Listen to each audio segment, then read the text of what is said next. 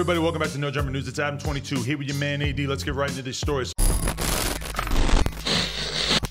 So first things first, more details surrounding the murder of Mo3 continue to unfold. Houston Crip FDA has alleged that Mo3 killed 2 people after being ambushed at a Houston nightclub. So yeah, FDA appeared on High Thoughts TV and revealed that Mo3 allegedly killed 2 people in September 2020, just a few months before his brutal murder on a Dallas freeway back in November. During the interview, FDA claimed that Mo3 killed 2 people in Houston after they started shooting at him first at V Live, which is a strip club out there. According to Hip Hop DX, the altercation had already been publicly documented, but contrary to FDA's statement, only 2 people were left wounded without any following reports of either of those people passing away. As we previously reported, Mo3 was gunned down on a Dallas highway last November, just days after King Von was murdered in Atlanta. However, more details continue to surface about his untimely death. Since Mo3's passing, multiple suspects have been either indicted or charged with his murder. Last month, the Dallas News reported Devin Brown, who was already in custody by the time suspect Kwan White was arrested, told police that he was aware Mo3 was dating a known witness and got upset over a Facebook video. However, he denied being involved in the shooting. Kwan White was charged and indicted on the murder in February, and Devin Brown is facing additional charges after officers searched his home after the shooting and discovered a stolen AK-47, synthetic cannabinoids, aka that fake weed, a bottle of pills that tested positive for meth, numerous scales and baggies, plus more than $3,200 in cash. Kwan White faces up to 10 years in federal prison, and Devin Brown faces up to 20 on both the drug and gun charges if convicted.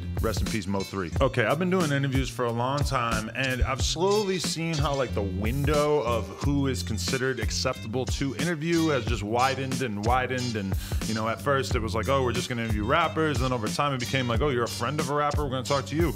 You're in a gang, you got some information, we're gonna talk to you. And I think that overall that's probably a good thing. You know, a lot of people have interesting stories to tell regardless of if they're like famous or whatever.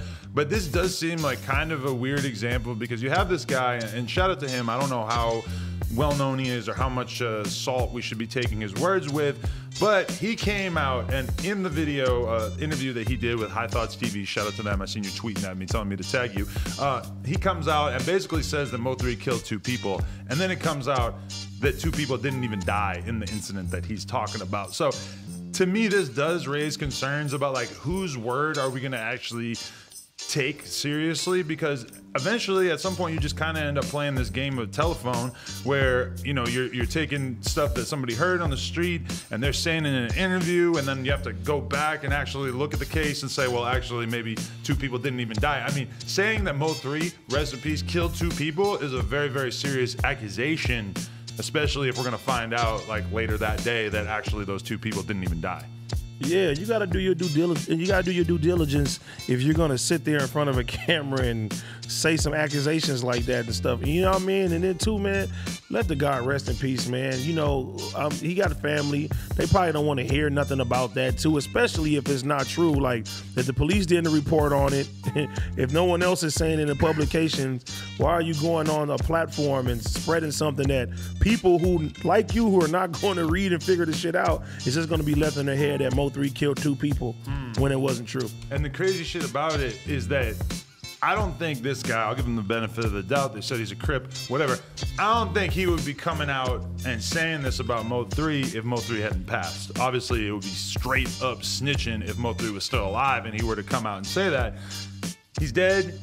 It still feels like you should probably give his family the benefit of the doubt to not go on camera. Like if this was someone that we know in LA who was involved in a situation where he killed 2 people and then they killed him, we're not gonna come on the podcast the next day and be like, actually, he killed 2 people and we knew about it the whole time and we just didn't say anything because we were snitching. No, it's like, if they die, just let it go. Like you don't need to necessarily air out every crazy thing that they ever did in their life, even though with certain people, like King Von comes to mind, King Von dies and all of a sudden the YouTubers are telling us, here's everything that he might have been involved with.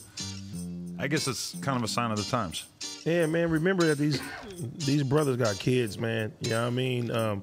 You know, you don't want their legacy to be tainted in the eyes of their children and shit like that. You know what I mean? They may hear certain things, but at the end of the day, You don't want to put that out there to the world. You know what I mean? RIP to both those guys. For sure. Next story. The 23-year-old Brazilian funk superstar, MC Kevin, dies after a fall from a hotel balcony on Sunday. Testimonies claim MC Kevin jumped off a hotel balcony and fell to his death in an attempt to escape being caught having an affair. According to the Brazilian newspaper, Extra Global, he feared his wife would catch him cheating. Authorities state Kevin fell from the 5th floor balcony of the Rio de Janeiro and found him near a swimming pool at the hotel. Kevin was immediately taken to a nearby hospital where he was pronounced dead. The tragic incident comes just weeks after he married his 33-year-old wife, DeLeon Becerra. She posted a heartfelt message on the Instagram writing, "You are always so incredible. It's not fair you had to leave like this. It's not.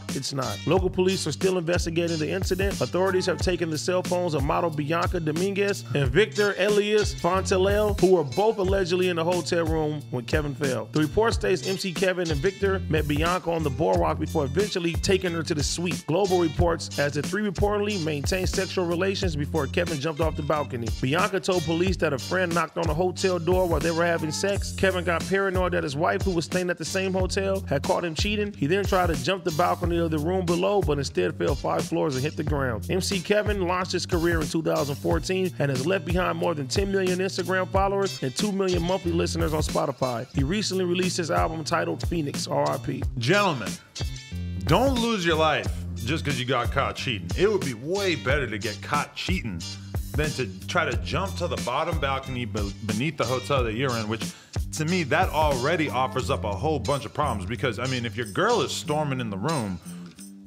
how does you being on the bottom floor without your key card, without a way to get back into that room, how is that going to save you? And then for him to lose his life in all this, I mean, I would like to see some photographs of these girls he was cheating with, because it better have been worth it.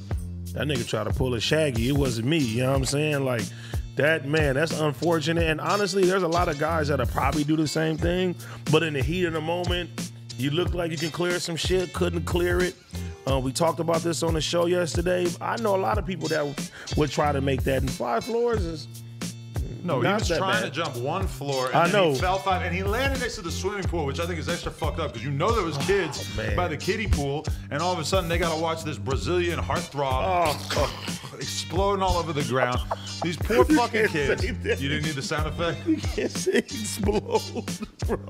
It's only 5 floors. He's not a 5 watermelon. floors, he's gonna explode, bro. If your head drops down 5 floors, there's gonna be brains, there's gonna be blood, there's gonna be skull fragments. I'm sorry. Yeah, but you acting like he's a damn watermelon, man.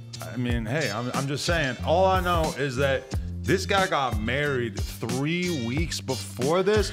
Listen, I'm not trying to act better than anybody, whatever, but if you have to have a threesome at 3 weeks after your marriage, and you're that worried about your girl finding out, maybe this wasn't the relationship to get into in the first place. I probably sound pretty callous because I don't know who this guy is. It's not my culture. We're talking about somebody else's culture. But it just seems like there was a whole cascade of bad decisions that led to him basically exploding like a watermelon next to the kiddie pool.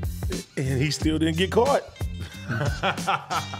No, he did get caught. He didn't get caught. She didn't say nothing. His girl can't even be mad about it. His girl has to go give statements to the news and act like, oh, you're such a great guy, while also being like, you piece of shit, you were cheating on me.